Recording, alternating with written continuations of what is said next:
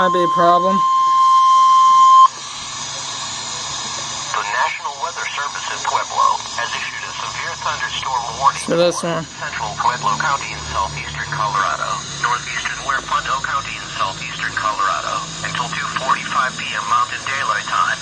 At 2:05 p.m. Mountain Daylight Time, a severe thunderstorm was located 13 miles northeast of Greenhorn Mountain, or 21 miles southwest of Pueblo, moving northeast at 35 miles per hour.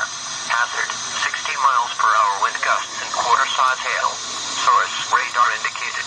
Impact, Really? damage to vehicles is expected. Expect wind damage to roofs, siding, entries. Locations impacted include Pueblo, Blend, Salt Creek, Pueblo Reservoir, Pueblo West, Avondale, Pueblo Depot, and Colorado City. For your protection, move to an interior room on the lowest floor of a building. A tornado warning.